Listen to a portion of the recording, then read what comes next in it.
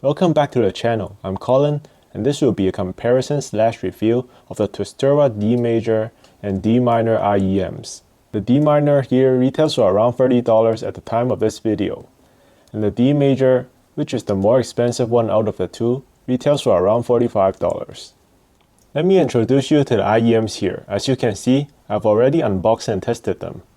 Although they look very similar, there are two major differences between them. The more budget D-Minor has an LCP dynamic driver, and the D-Major has a beryllium plated composite driver.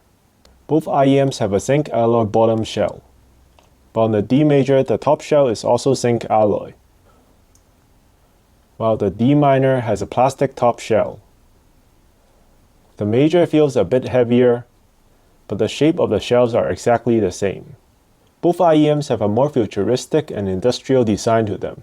There's a tiny window here that lets you take a peek at the drivers. The build is excellent for budget IEMs. We have metal parts and interchangeable tuning nozzles. Isolation is good, average for a set of dynamic driver IEMs. However, I have some fit issues with this straight edge. It pushes against my ear when I try to insert the IEMs deeper. So not so good for the fit, at least for me. The accessories the two IEMs come with are also exactly the same. You can choose between a mic cable and normal mini jack cable for both of them. For the D-Major here, I have the mic cable, and the normal cable for the D-Major. They both have a standard flat 2-pin connector. Even though they're both fairly budget IEMs, the accessories they come with feel way more expensive than they actually are. First, we have the tuning nozzles, which are installed on a CNC metal plate.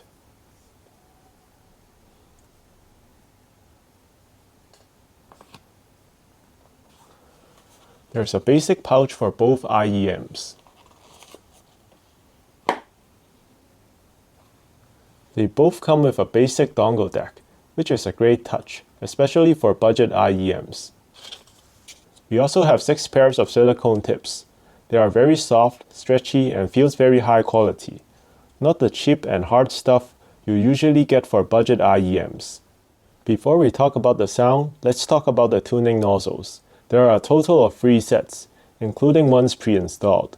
Each pair has a different ring color at the bottom: red, blue, and black.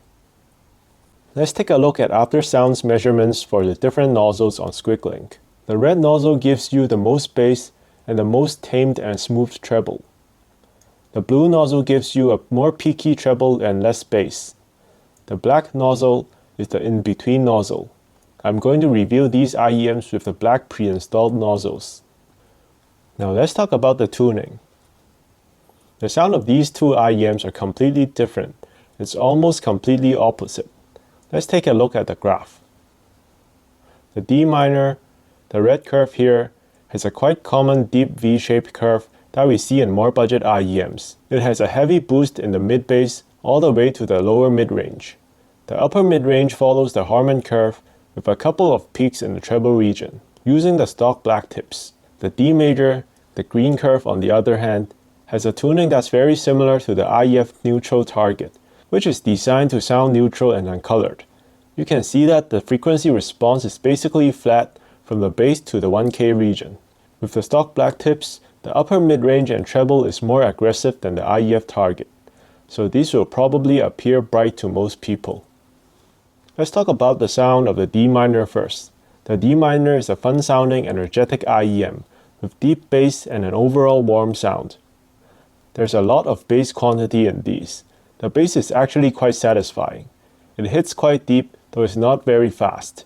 I do think it's quite satisfying if you're a bass head though. There's also a good rumble in the sub-bass region. The vocals sound warm and full, especially in male vocals. Vocals sound really non-fatiguing and rich, but due to the warm sound signature, it doesn't bring out a lot of little details in vocals. And despite the V-shaped tuning, the positioning of the vocals still sound quite neutral. It doesn't sound recessed at all. Overall, a very full and enjoyable mid-range, though lacking some pace if you listen to really fast or complex songs. The treble for me sounds pretty neutral and non-fatiguing, There's a slight graininess to the treble though, or a lack of resolution. For the price, it's okay. I still think it's pretty good at this price point. I think it performs very good in modern pop and rock songs. EDM also sounds very satisfying on these. For more acoustical stuff, maybe I would prefer something with more resolution and extension. Soundstage and imaging is just decent, like what you would normally expect from an IEM around this price with a V-shaped tuning. Things are relatively close up to you, and you get a sense of where the sounds are coming from, but not pinpoint localization. Then it's the D major. The D major does have a special or less conventional tuning. I think whether you like the D major or not will heavily depend on your music preference. The D major has a flat frequency response with a boosted treble. The resolution and the treble extension on these are pretty good. I think these drivers are a little more resolving and agile than the one in the D minor.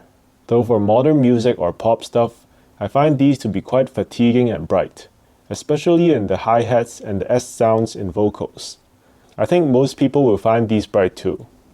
The D major would be great if you listen to a lot of really vocal-oriented pop, more Asian pop songs like J-pop or Chinese pop that has a heavy focus on vocals, or maybe songs from artists like Love and Norah Jones. Those genres will suit the D major more. It gives you a lot of texture in the vocals and a very intimate feeling. I also think these would work quite well in jazz and classical stuff, but pop songs are just a bit too fatiguing and flat on these.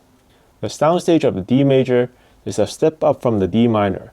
The soundstage is noticeably larger and imaging is sharper and more precise. The treble boost also emphasizes the decay and ringing in instruments, which gives you a deeper perception of the depth in the stage. So these are my thoughts on the Twistura D-Major and D-Minor. I will recommend both of these IEMs, but you really need to know what you're getting into first, as the two are complete polar opposite in sound.